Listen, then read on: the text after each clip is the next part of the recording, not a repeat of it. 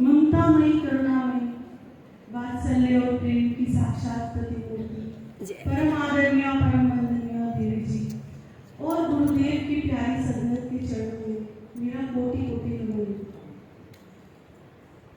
गुरु पूर्णिमा के इस पावन महोत्सव पर हम सभी देवी जी द्वारा बहाई जा रही सत्संग की अमृत गंगा में डुबकी लगा रहे हैं।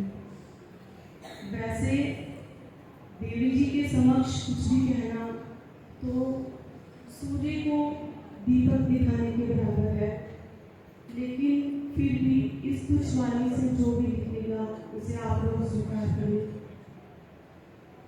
गुरुदेव ने कल अपने सत्संग में बताया था कि सत्संग से व्यक्ति को 3 वस्तुएं प्राप्त होती है: शक्ति, भक्ति और मुक्ति।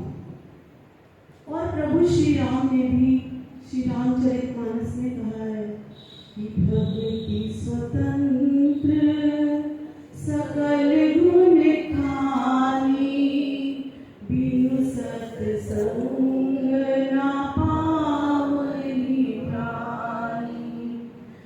कि सत्संग के बिना व्यक्ति के जीवन में भक्ति संभव नहीं है।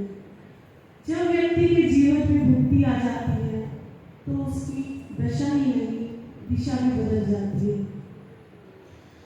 जब व्यक्ति के जीवन में भक्ति का प्रवेश होता है तो उसके कर्म सेवा बन जाते हैं। जो भोजन प्रसाद को पाता है वो उसके लिए प्रभु का प्रसाद बन जाता है। और जब वो अपने घर के अंदर प्रवेश करता है तो वो उसका घर भी मंदिर बन जाता है। क्योंकि भक्ति कोई दिखावे की चीज नहीं है, कोई आडंबर नहीं है। काकभुजुंडी जी ने भी वरुण जी को कहा कि राम भक्ति चिंतामणि सुंदर, बसहि गरुड़ जाके उड़े अंतर, परम प्रकाश रूप दिन राती, नहीं कछु चाहिए दिया बतवाती। काकभुजुंडी जी ने राम की भक्ति को एक मणि के रूप में कहा। मणि के अंदर 3 विशेषताएं होती हैं। नंबर 1, वो सदैव प्रकाशित रहती है। जहाँ पर भी रख दी जाए वहाँ पर सदैव प्रकाशमान रहती है। नंबर 2, वह सबको शीतलता प्रदान करती है। और नंबर 3, जिसको भी वह मिल जाए वो उसकी दरिद्रता को समाप्त कर देती है। इसी प्रकार से जब राम नाम की भक्ति की मणि हमारे हृदय में बस जाती है तो वो हमारे अंतर मन को इस प्रकार से प्रकाशित कर देती है कि हमें बाहरी दीपक के प्रकाश की आवश्यकता नहीं होती। और हमारे मोह, क्रोध, विकारों इन सबको दूर करके वो हमें शीतलता प्रदान करती है। और नंबर 3, जब गुरुदेव नाम रूपी दौलत को हमें देते हैं तो वो हमें इस दुनिया में सबसे ज्यादा मालामाल कर देते हैं और हमारी दरिद्रता दूर हो जाती है। मीराबाई के अंतर्मन में भी राम की भक्ति रूपी मणि थी।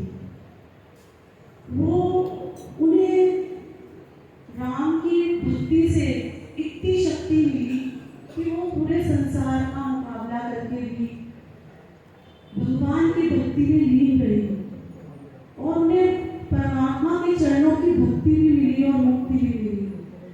मीराबाई एक बार किसी संतों की कुटिया में गा रही थी और नृत्य कर रही थी। तो वहाँ पर बहुत से विद्वान लोग बैठे थे, लेकिन मीराबाई को अपने तन की सुध नहीं थी। ना उन्हें राग, लय, ताल किसी का भी कुछ ज्ञान था। वो तो सिर्फ परमात्मा की भक्ति में लीन थी। वहाँ पर 2-3 संगीत विशेषज्ञ भी बैठे थे। मीराबाई को देखकर उन्हें थोड़ा सा क्रोध आया कि इन्हें कोई सुर, लय, ताल का ज्ञान नहीं है। वो सभा से उठकर चल दिए और उन्होंने दीवार पर जाते जाते लिख दिया कि राग में गाया करो। मीराबाई के अंतर्चक्षु से जब वो बहिर्मुख हुई तो उन्होंने दीवार पर लिखा हुआ देखा कि राग में गाया करो, तो उन्होंने उसके आगे एक शब्द लगा दिया कि अनुराग में गाया करो। जब अनुराग में